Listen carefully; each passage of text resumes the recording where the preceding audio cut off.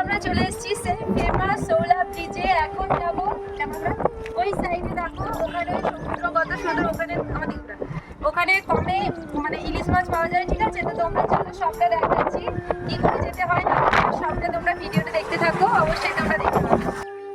এইটা হচ্ছে আমাদের শৌলা গেট, মানে ব্রিজে ঢোকার মেন গেটটা এটাই। আমরা যাচ্ছি ইলিশ মাছের সন্ধানে। তোমরা চলো ভিডিওটা আমার সাথে দেখতে থাকো, পুরোটা দেখলেই আশা করি তোমাদের ভীষণ ভালো লাগবে।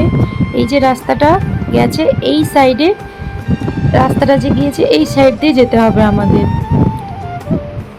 দেখো এত মেঘলা আকাশ না, চারিপাশে জল একদম জমে আছে। এখানে না কমে কাঁকড়া পাওয়া যায়, যারা নিতে চাও অবশ্যই আসতে পারো।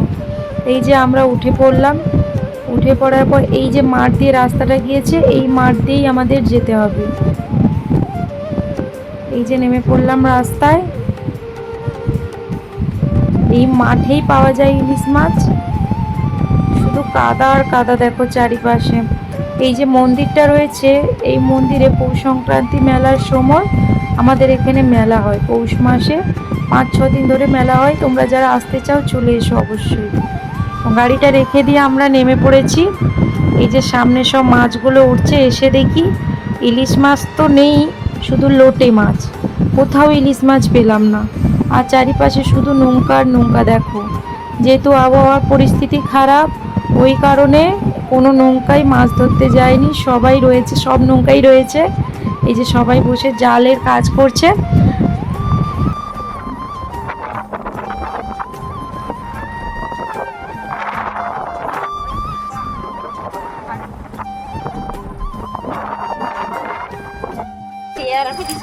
তো বন্ধুরা আমরা এসেছিলাম ইলিশ মাছ নিতে। ঠিক আছে, ইলিশ মাছ পেলাম না, আজকে শুধু লোটে মাছই রয়েছে দেখতে পাচ্ছি, ইলিশ মাছটা পেলাম না। ঠিক আছে, তো যাই, আর কোথাও যদি পাই একটু খুঁজে খুঁজে অবশ্যই দেখবো। রাস্তার পরিস্থিতি দেখো ভীষণই খারাপ, তার মধ্যে দিয়ে যেতে হচ্ছে। ঠিক আছে, তো তোমরা দেখতে থাকো, ব্লগটা কন্টিনিউ করতে থাকো। যদি ইলিশ মাছের সন্ধান পাই অবশ্যই তোমাদের সাথে শেয়ার করব।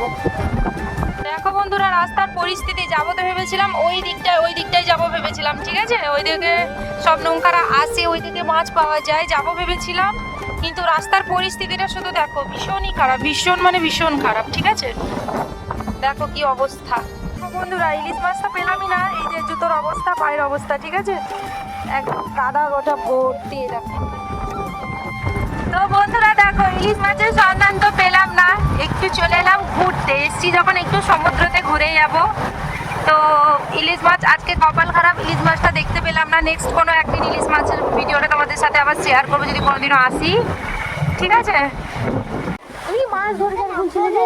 হ্যাঁ মাছ ধরবে যে, ওরা ছাড়বো মাছ। তো এই রাস্তা দিয়ে আসলে ওইদিকে সোজা গেলে সমুদ্র পাওয়া যাবে। যেহেতু আমরা এসছি একদম জোয়ারের সময়, ইলিশ মাছ যদি নাও পেয়ে থাকি, একটু ভাবলাম সমুদ্রের দর্শনটা করে যাই। তো তোমরা চলো, খুব সুন্দর ঢেউ আছে এখানে।